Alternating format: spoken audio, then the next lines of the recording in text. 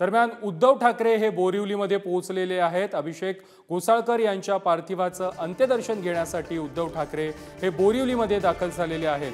हे दृश्य आपण पाहतोय। उद्धव ठाकरे, आदित्य ठाकरे आणि रश्मी ठाकरे हे या ठिकाणी दाखल झालेले आहेत, पोहोचलेले आहेत।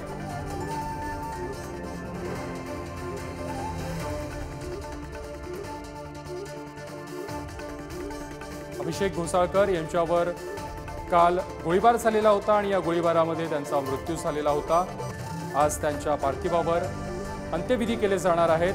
अगदी थोड्याच वेळामध्ये त्यांची अंत्ययात्रा निघणार आहे आणि त्याआधी ठाकरे कुटुंबीय हे घोसाळकर कुटुंबियांच्या सांत्वनपर भेटीसाठी बोरिवलीमध्ये पोहोचलेले आहेत। ही दृश्य आहेत बोरिवलीमधील। संजय राऊत देखील उद्धव ठाकरे यांच्या सोबत आहेत।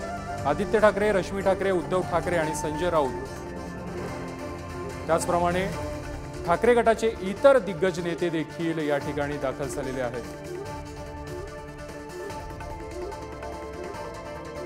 अभिषेक घोसाळकर यांच्यावर काल रात्री गोळीबार झालेला होता आणि या गोळीबारामध्ये त्यांचा मृत्यू झालेला होता आणि आज त्यांच्या पार्थिवावर बोरिवलीमध्ये अंत्यसंस्कार केले जाणार आहेत। अगदी थोड्या वेळामध्ये त्यांच्या अंत्ययात्रेला सुरुवात होईल। मात्र त्याआधी ठाकरे कुटुंबीय हे पार्थिवाचं अंत्यदर्शन घेण्यासाठी या ठिकाणी पोहोचलेले आहेत।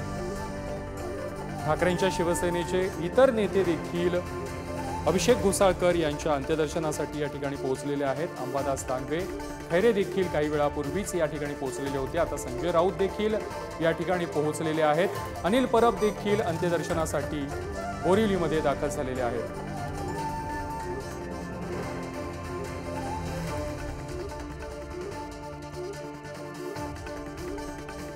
पूर्ववैमनस्यातून काल अभिषेक घोसाळकर यांची हत्या करण्यात आलेली होती। त्यांच्यावर 3 राऊंड फायर करण्यात आलेले होते।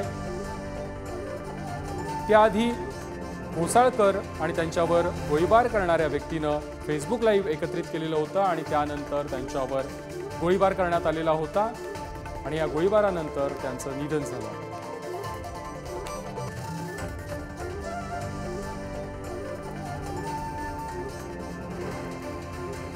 बोरिवलीमध्ये अभिषेक घोसाळकर यांचं पार्थिव हे अंत्यदर्शनासाठी आता ठेवण्यात येणार आहे आणि याच ठिकाणी आता उद्धव ठाकरे आणि ठाकरे कुटुंबीय पोहोचलेले आहेत। घोसाळकर कुटुंबियांची सांत्वनपर भेट घेण्यासाठी उद्धव ठाकरे या ठिकाणी पोहोचलेले आहेत। अभिषेक घोसाळकर यांच्या पार्थिवाचं अंत्यदर्शन घेण्यासाठी उद्धव ठाकरे, आदित्य ठाकरे, रश्मी ठाकरे देखील या ठिकाणी पोहोचलेले आहेत। त्याचबरोबर संजय राऊत, चंद्रकांत खैरे, अनिल परब आणि अंबादास दानवे हे ठाकरे गटाचे नेते या ठिकाणी पोहोचलेले आहेत।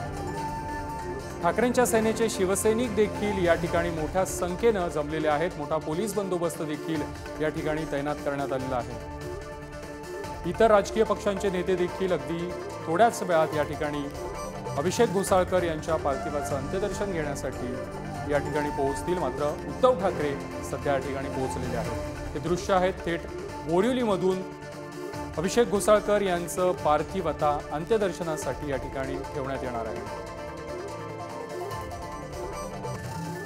या संदर्भात अधिक माहिती देत आहेत आमचे प्रतिनिधी पंकज दळवी। पंकज, ठाकरे कुटुंबीय हे बोरिवलीमध्ये पोहोचलेले आहेत। घोसाळकर कुटुंबियांची त्यांनी सांत्वनपर भेट घेतलेली आहे। प्रथमेश उद्धव ठाकरे, रश्मी ठाकरे आणि आदित्य ठाकरे सोबत संजय राऊत आणि अनिल परब हे औदुंबरीन इमारत आहे, निवासस्थान आहे, विनोद घोसाळकर तिथे पोहोचलेले आहेत। करी 6व्या माळ्यावरती अभिषेक घोसाळकर यांचं पार्थिव ठेवण्यात आलेलं आहे आणि त्याच्या दर्शनासाठी ते वरती गेलेले आहेत। त्याच्यानंतर पार्थिव जे आहे ते खालती सर्वसामान्य कार्यकर्ते, पदाधिकारी ज्यांना त्यांचं दर्शन घ्यायचं त्यांच्यासाठी खालती जे आहे ते आणण्यात येईल आणि त्याच्यानंतर 3 वाजेपर्यंत अंत्यदर्शन जे आहे ते लोकांना घेता येणार आहे। उद्धव ठाकरे स्वतः इथे पोहोचलेले आहेत। रश्मी ठाकरे आहेत, सोबत आदित्य ठाकरे सुद्धा आहे।